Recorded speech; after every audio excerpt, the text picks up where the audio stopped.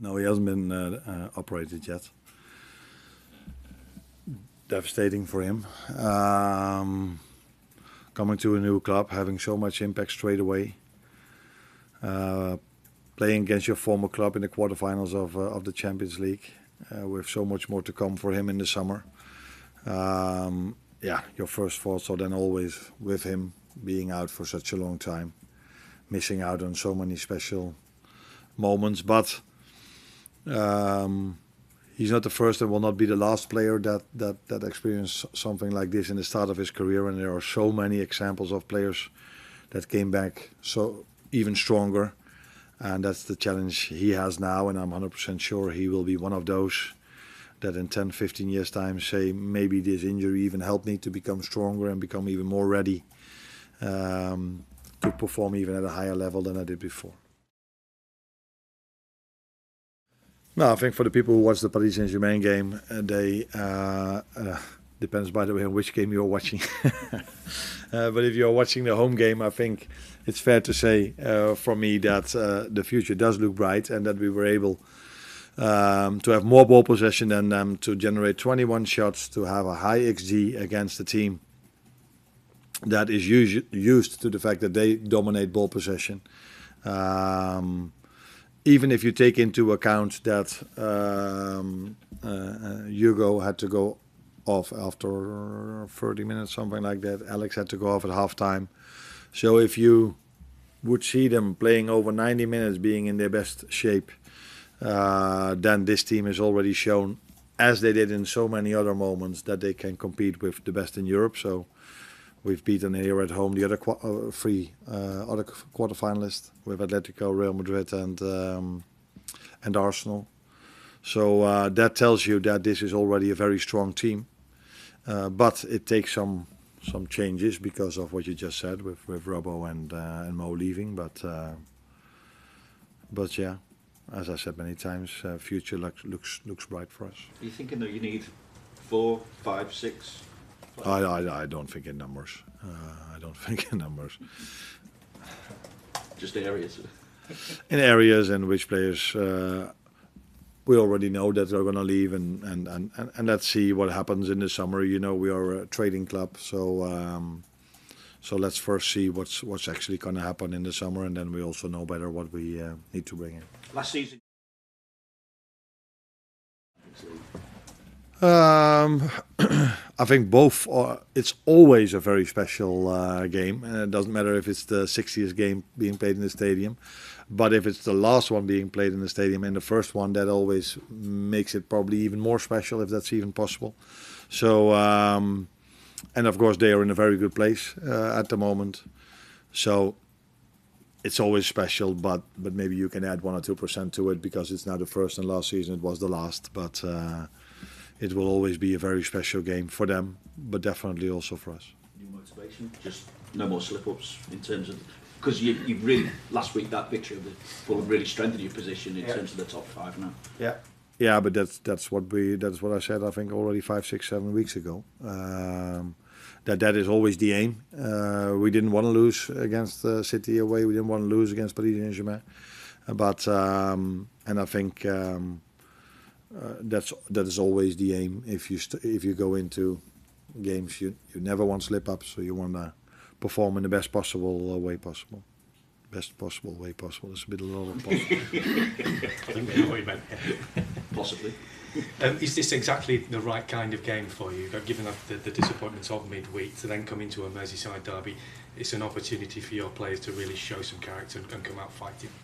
Yeah, but they've showed a lot of character against Paris Saint-Germain as well, because being the better team against Paris Saint-Germain is very, very, very complicated, let alone if you have to play 3 games in 7 days and you face an opponent that only had to play 2. So they were very well rested, and if I saw that a lot of my players broke records in terms of physical output, that tells you how strong they are and how ready they are, and that will not be no different for the game on Sunday. And in terms of it being a new ground, Goodison Park always had a very special atmosphere when it came to derbies. really affected players, it occasionally affected managers sometimes as well. But going in with a bigger crowd and it being new, have you got different expectations as to how this might be? The crowd didn't affect me last season. The referee decisions affected me last season. And then your other question was? Do you have different expectations about how this might be in terms of the atmosphere and how it might affect players? No, I don't know, because last season was my first Merseyside derby in that stadium. So if it would have played in the same stadium, I probably could know what to expect. But I don't think a stadium is loud. It's usually the fans that are loud. So how much of a difference it will be, I can tell you after the weekend. But I think their fans will be loud, as our fans will be loud as well. And so yeah, I think it's not the stadium on itself that makes the difference. Usually, it's always the players that make the difference, and the fans can have an impact to help the players out. That's for sure.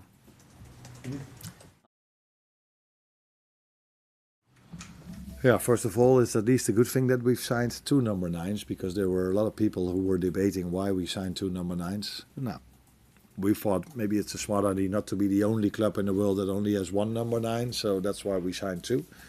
And now all of a sudden that looks maybe quite good, and maybe I don't know, people are questioning now if we should sign in the summer another number 9, because he was talking about 5, 6, 7 or 8 already. Yeah, someone said to me the day after, you cannot write the script that on the day that Alex is back after 4 months of injury, his first start, on the same day the other one leaves the pitch with a long-term injury. But it's a good thing that Alex is back now even more, of course. Although it wouldn't be the first game that I have to play without a particular type in a particular position. So I've had many games this season that I had to play that I didn't have a right fullback available, for example. So we would have adjusted to that as well. But it's nice to have Alex back, although we also know that he's not ready to play 90 yet. And just, I alluded to it earlier, but just in terms of the games that you've got left now, 6 games left, as well as Everton, you've got the likes of Aston Villa, Manchester United, Chelsea. Does it almost feel like a bit of a mini league that you've got now with all these teams that you're playing that are in and around you? Yeah, of course. Every team is of course focused on the positions around them. So if you are at the bottom end of the table, you play a mini league against a team that could go relegate or could go out of the league.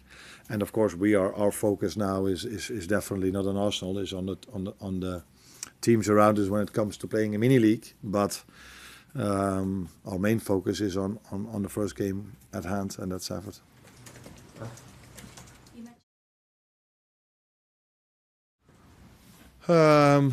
I think last summer we made quite a lot of signings, and that's why we traded so much.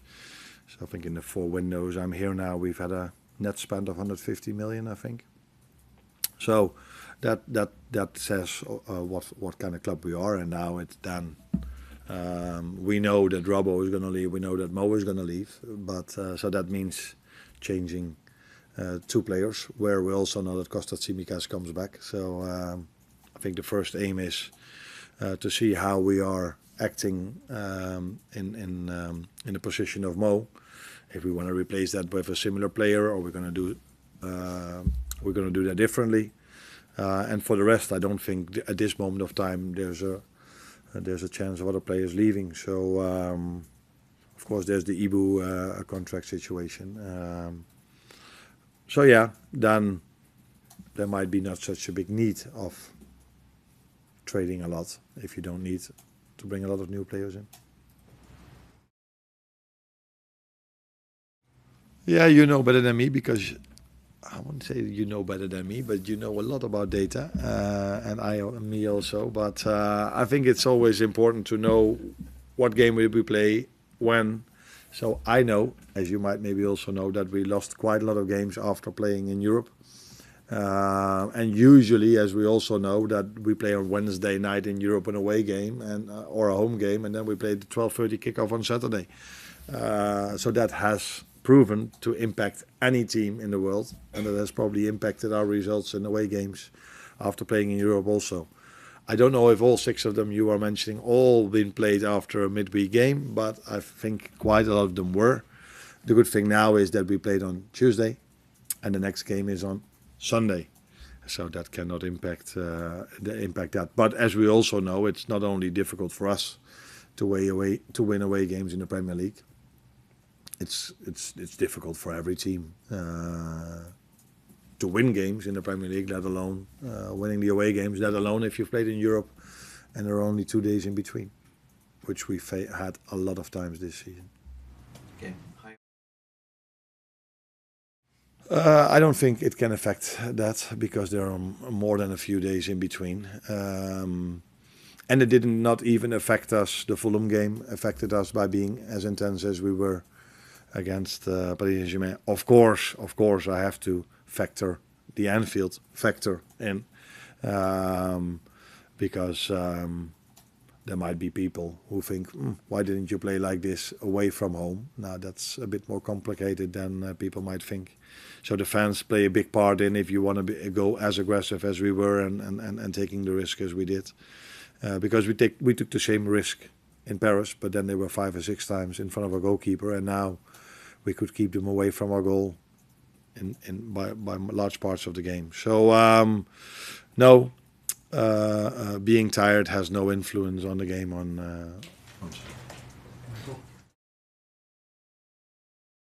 Yeah, very important. Although there are also other players that can fill in that position, but those players have played in different positions throughout their lives more and more. But Cody did really well when he came in the second half.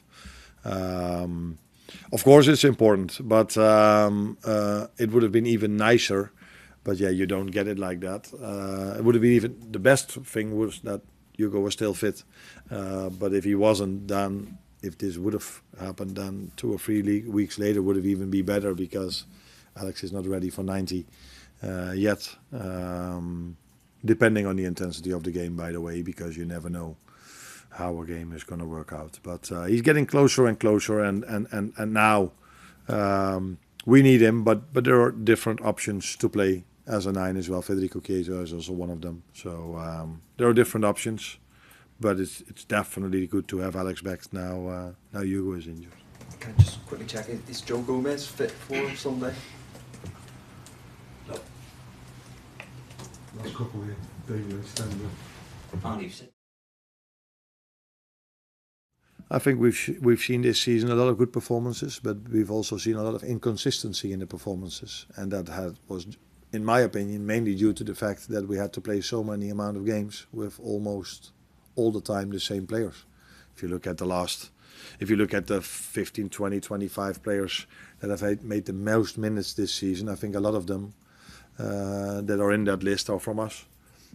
So that tells you a lot, and maybe that's one of the reasons why we've been a bit inconsistent, why we've conceded maybe late goals, because it's always to the same players. And even the last game, if you look at that game, I had to bring Joe in, had to bring him out. There were 3 players playing in the right fullback position again, as it happened so many times this season. But to answer your question, yes, it's definitely helpful that most of our players, except for the long-term injuries, are available and they only play once a week, because it's been shown that large part of our group is ready to play every single 3 days, because that's why so many of them are in the top 20, top 25 of most minutes. But it's also shown that not all of them are able to play every 3 days 90 minutes, that they either get injured by that or their performance drops a little bit.